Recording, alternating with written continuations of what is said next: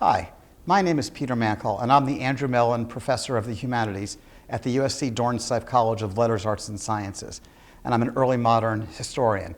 And I'm here sitting today with my friend, Deborah Harkness.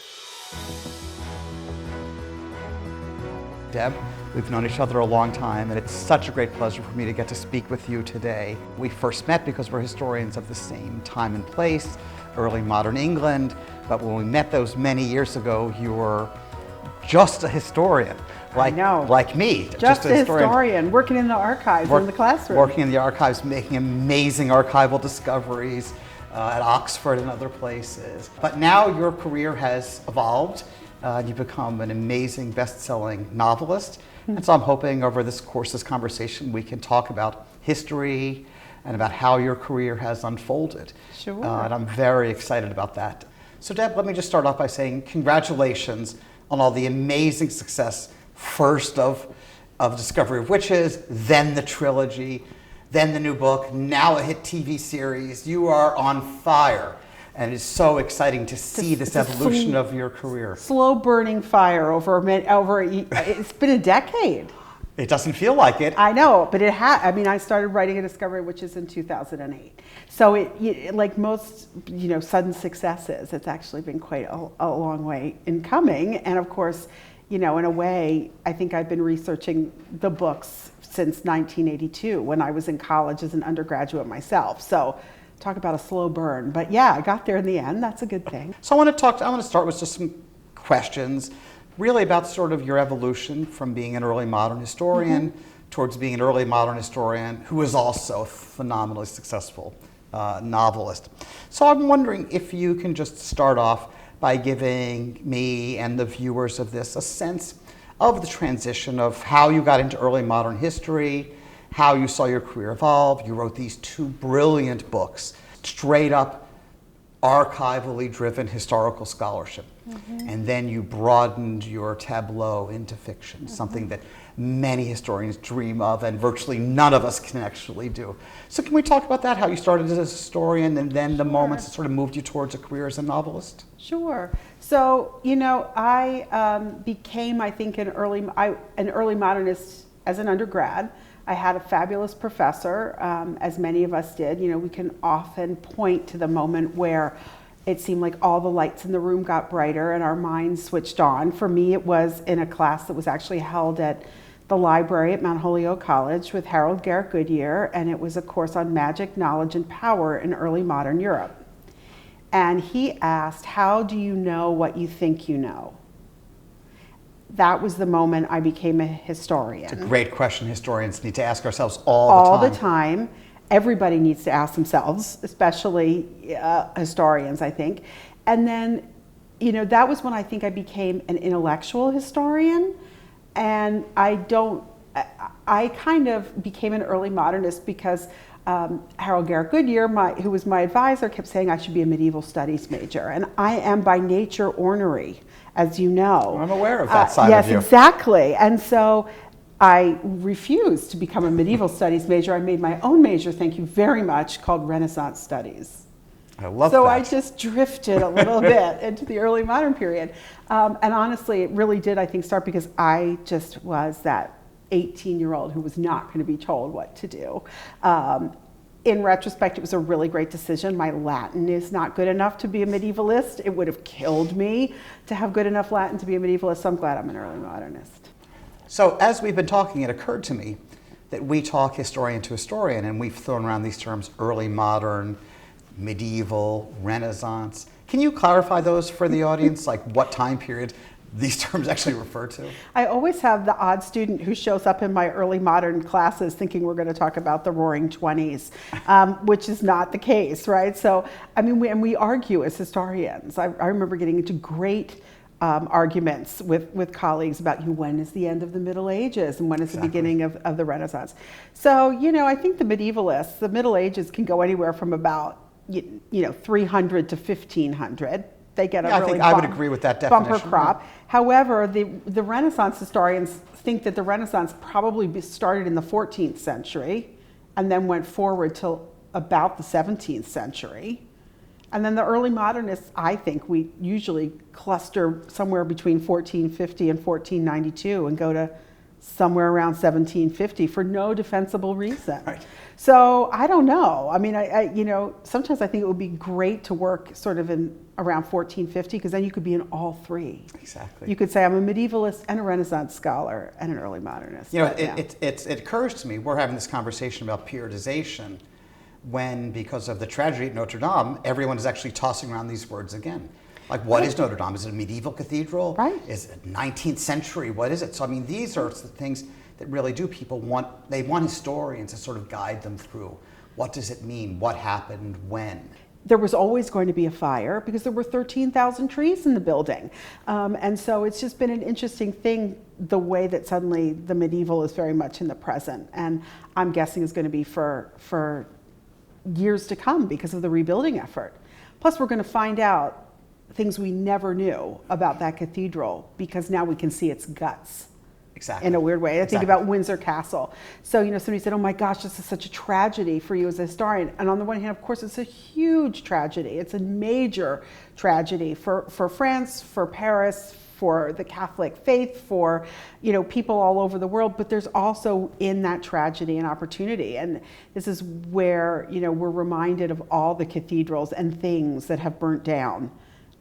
In part or in whole, and that we've built up again. So yes. So I love that answer because what I love is in the midst of that, you toss out 13,000 trees, right? Because I think one of the things that characterizes your work as a historian, and I think really informs your fiction, is the precision of the historical detail, right? Yeah. You're not just sort of making things up. You're not talking in these kind of bland terms, but you really bring the reader in, both the historians who read that stuff and the students, and then the people, your vast audience fiction, Right. with those precise details, which I think historians often get away from that. We talk in these general terms. So I love that, right? That precise 13,000 trees. Well, yeah, I mean, because that's what I remember.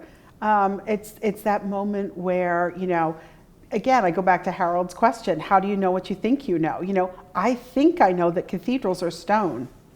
In fact, the stone is like the weird skin on the skeleton that is entirely made out of wood. And it's those little details, and I'm not one of those wonderfully organized, as you can see as I drift through a weird answer to your question. I'm not a linear thinker, and it's the details, the fine-grainedness of things that grounds me, whether I'm writing fiction or whether I'm writing nonfiction, whether I'm teaching a class. I will wander down these little garden paths of the granular, and that's what really speaks to me as a historian. I think it is different for everybody, but I think that's the same for you. You're a very granular historian. I hope to be granular, but this is all about you, so let's keep the focus on No, but I you mean, for I'm just today. thinking there are differences, and it's. I agree with you, and I do think I have a particular predisposition towards practicing history in the way that you practice history.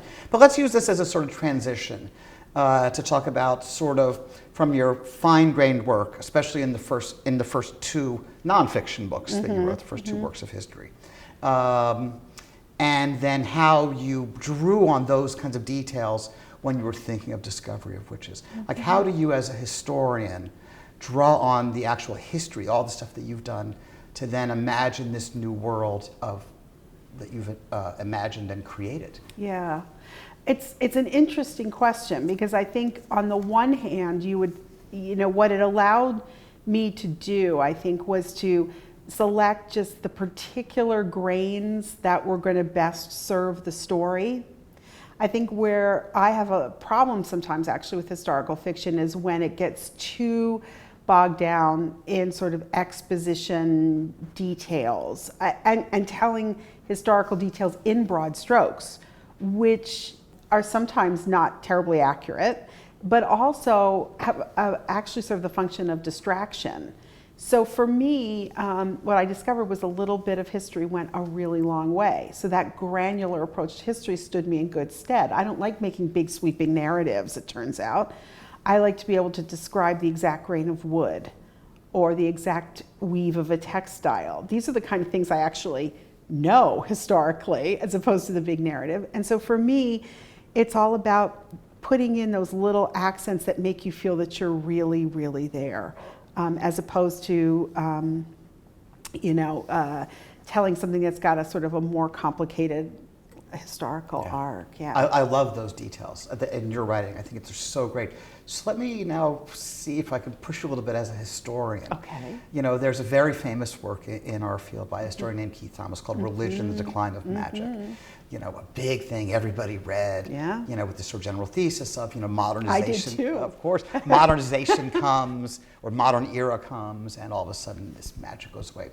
But, you know, your work is both before the fiction, so the nonfiction and the fiction, really opens up. This is a much more complicated scenario than I think we thought about. So I wonder if you could talk about what you see as a historian of science, or how you integrate the history of science with a really capacious sense of the social context of science, and what the modern concept of magic, which of course has not disappeared.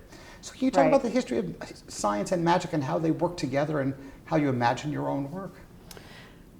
I think, you know, it's funny that you mentioned Thomas. Thomas was one of the books that I read in that course way back when.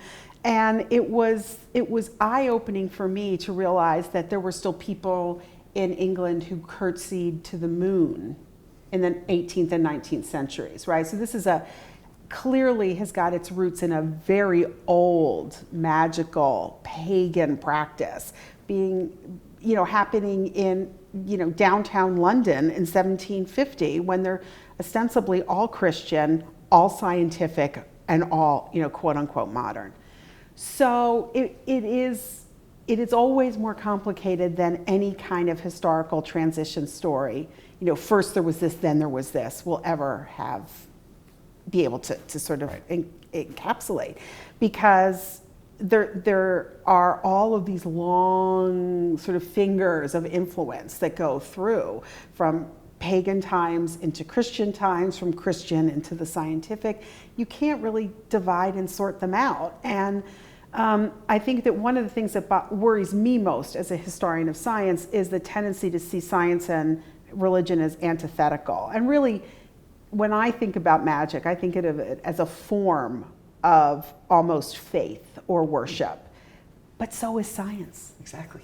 So I think in a lot of ways we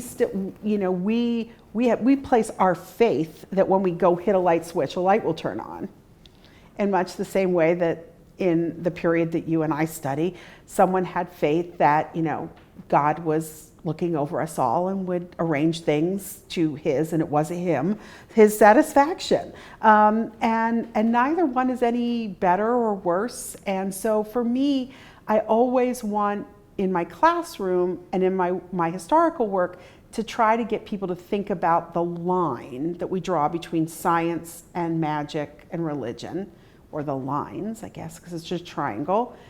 And I wanted to do the same thing in my fiction, right? So this is why I have a vampire who believes in magic and is a geneticist, and a historian who is a witch and believes in science.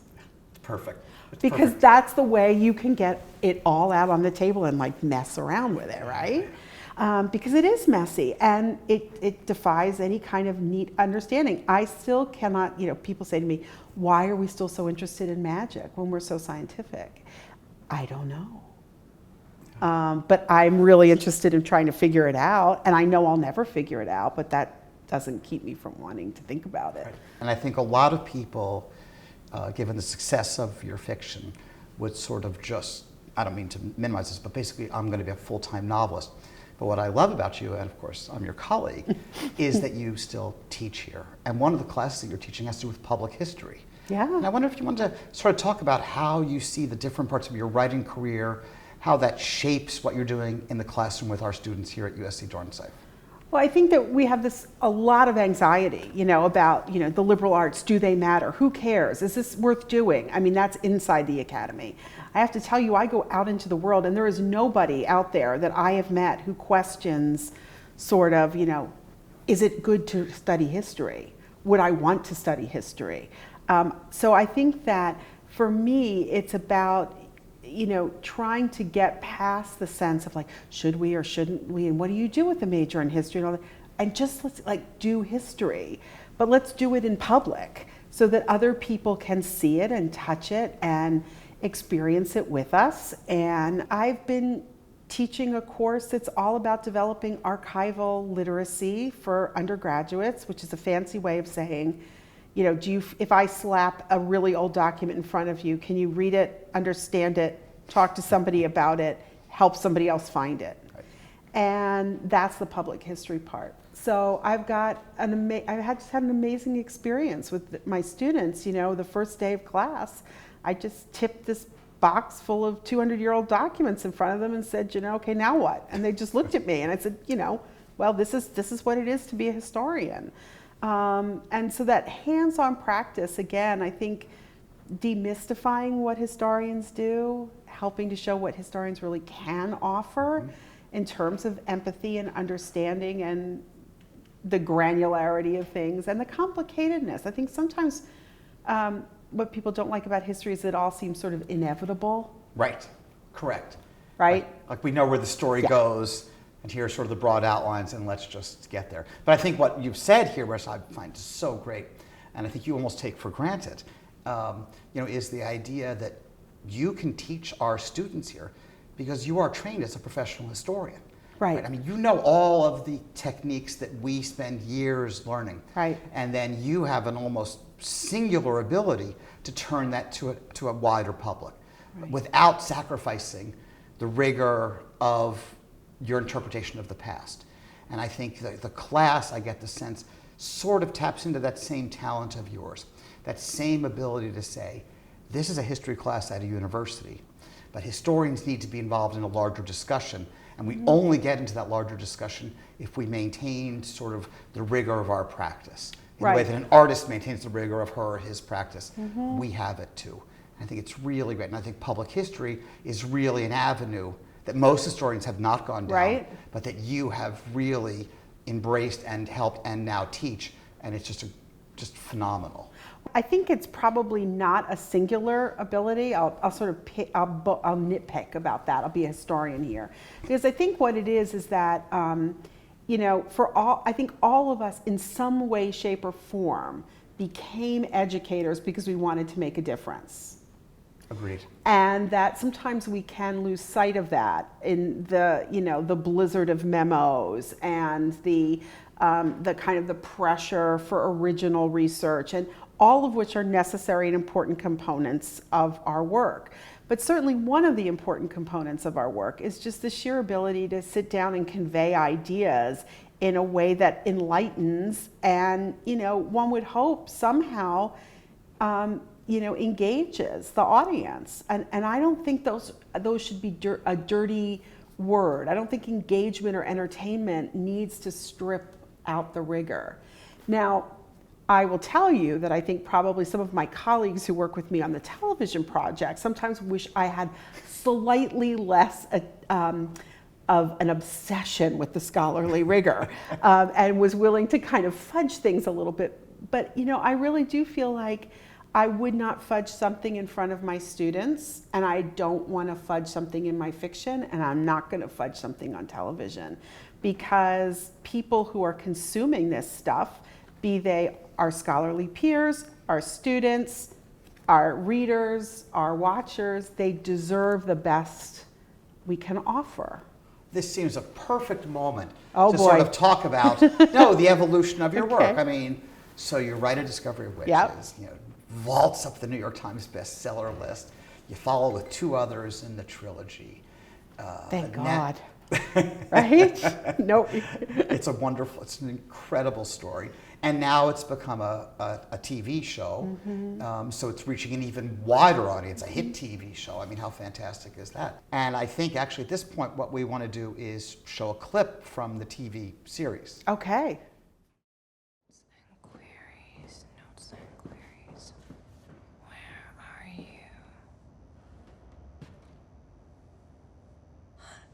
God damn.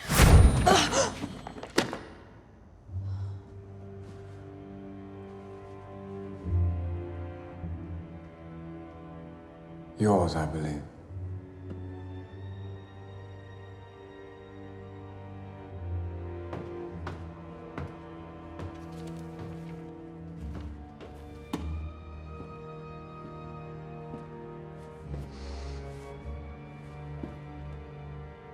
It's a nasty burn. You're a vampire.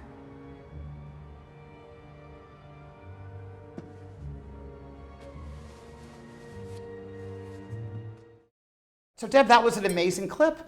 I mean, I can't imagine. What is it like to see something? You start off doing an undergrad at Holyoke, you write a Ph.D., you write these 2 books, you write fiction, and then, wow, we just watched that on TV. What is it like seeing your work come to life? It's complete, I use the word surreal and I think people just sort of roll their eyes. It truly is. I mean, there is this weird familiarity and distance that just distorts it, where I think, okay, well, that's so familiar, and yet it's not, and yet it's on my television screen, so how could it be familiar? And who is this Deborah Harkness? That's my name. Oh my God, she wrote this. That's me. I have to go to class now. I mean, there's just this really weird kind of surreal process. But seeing what they did with the Bodleian, I was just so adamant that there was no earthly way we could do that any other way than shooting it on location, which they just explained to me very kindly and slowly, as you would to a child, was never going to happen, given the requirements. And I just thought, well, this has just got disaster written all over it. And then I walked onto that set, and I cried. I mean, it was so real. And they invited Bodley's librarian to come to the set. So Richard went to the set and walked in, and he did not cry. He was more composed than I, but he had the same reaction, which was just, wow. I mean, there it was, all built out of plywood and wood and polystyrene books and the whole thing, and it looked exactly like Duke Humphreys. And that's the moment where you just think, wow, I am Alice in Wonderland, and I have fallen down a rabbit hole. That is so great. My next question was actually going to be, were there particular details as you're filming? You want to make sure you got right, but it sounds like getting the Bodleian right. Getting the Bodleian so right. Central to your story. Absolutely. And how in the world can people build the Bodleian on a soundstage in Wales and it not look like it's fake? Especially since there was no ceiling, because they had to have no ceiling in order to get the camera angles. So it was just the outer shell, and they got the wood grain on the I could tell what the order of the column bases were before they were put in place, because they took pictures of every column. They went in with digital tape measures, and they made it within a few inches of the original, and that was simply because of the lighting rig. That is amazing. Yeah. So one of the coolest developments in your career, to me, is that you're not only the creator of this, but you're an executive producer. I know. Of this as well. Would you be willing to sort of share a little behind-the-scenes story that you think exemplifies your work on the TV series? Sure. I think that in a lot of ways that what my role as an executive producer is I'm one of many executive producers, all of whom have some degree of oversight over the project. For me, I like to tell people that I'm sort of like the Queen of England, in that I have a great deal of symbolic power because I wrote the books, right? But really my job, I'm there to advise, counsel, and warn. I'm not there to make legislation. I'm not there to actually make decisions in terms, that's up to the directors and the producers and all sorts of other people, not me. And I'm really there to sort of, again, advise, counsel, and warn. I'm there to be available. I'm there to occasionally get extremely bossy about some historical detail that everybody thinks is not important. And to really kind of, in a way, sort of just look after the safety and well-being of, these books, which are in a way sort of, they are my charges, and I'm their guardian. And so I'm there, sort of to make sure that they're okay. I love that analogy to being the queen. Even to this day, the queen has to, get Parliament going, and then steps back and says, okay, do your business. Yeah, but and knock on the door when you go in. Right, but there's no business until she gets them. That's right. And that is a wonderful. And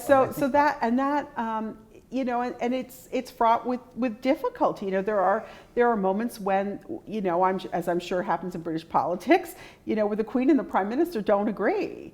But, you've still got to kind of maintain, what's good for the nation. In this case, the nation is the television show.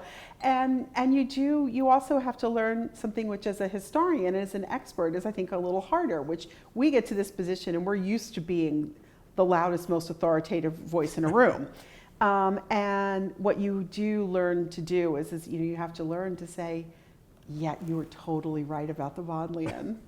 This is so much better because we can blow this up and have a windstorm and throw people around, which they would not let us do at the actual real Apparently not. Bodleian. And you can't light fires in the real one either. You can't light fires or bring sheep in. And not that we're bringing sheep in for anybody who's worried that there's going to be an unexpected plot twist. But, just that freedom. And, I always go back to that and have a chuckle because I think, I knew they couldn't, this was not going to work. And I could not have been more wrong. So it's a great lesson in sort of humility and not being the expert on everything. Before we finish up on the TV show part of this, would you be willing to share some of the maybe less glamorous parts of being involved in a TV show? Less glamorous parts. Wading through the fields in Wales, which are quite wet most of the time, very cold. At one point, hip waders were involved to get back and forth to set. Very, very long hours. Lights up is usually about 7:30 in the morning, and often you don't get home till 9 at night. That's a long day. That is a long day. The clothes are not glamorous. It's all about warmth. I have had strange things shoved into my clothes in order to stay warm. Whole hot water bottles, multiple hot water bottles inside your clothes, inside a jacket, because you're out of doors without heat. And then there's other things that they manage to do extremely well. We have a wonderful cook named Harry who keeps us all fed with these amazing meals in the middle of a field where we're all in hip waders, and there's this buffet that's just spread out on tables. That's fantastic. So it's a kind of, it's a disconcerting sort of Wow. thing. But yeah, long hours, cold temps, some wet, some damp, lots of sitting on folding chairs, waiting for things to happen. You've deglamorized this very well, I think. Yeah. But so let's now get back to a little fun. So I thought we would sort of, as we go towards the conclusion, I'd ask you some sort of rapid fire questions. Okay. And get some answers I didn't from used you. to know what these were until very recently, but now I do know, so I know what you're going to do. All right. What's your favorite book? A.S. Byatt's Possession. What's your favorite way to spend your time? Oh, horseback riding. Now, as a friend of your dog, I have to say, I thought you might mention Baxter in this as a favorite way to spend time. Is there competition among the animals in your life? Well, no, because one is at home and one is not at home. So Baxter is my home animal. But when it's what do you want to do? What do you like to do? That I automatically think of leaving the house, activity. Okay. Other than a witch, what supernatural being would you love to be? I'm not even sure if I'd love to be a witch. I think supernatural beings are tough to actually, I'm not sure if I'd want to be any of them. I don't know. I'd have to think about that. That defies rapid fire. Fair enough. Describe your fans in 3 words. Enthusiastic, smart, passionate. Wonderful. What historical event do you wish you could have been present to witness, and why? The coronation of Elizabeth I, because I would just have liked to have seen everyone else's faces as she walked down to sit and get that crown. Because I would have just liked to have watched them all and thought, ha, ha, ha, you're so wrong. Because I think they all were thinking she was about to fail. What question do you wish someone like me, an interviewer, would ask you in an interviewer that no one ever asks you? Is there a question you've been waiting to be asked? Because now you can answer it. What is your favorite cocktail? Oh, It's about, all right. it is about, that hour. Well, are you willing to reveal what is your favorite sure. cocktail? Gin and tonic. Nice. Okay. And just thank you so much for spending time with me Thank today. you, Peter. We should do this again. I'll look forward to it. Okay.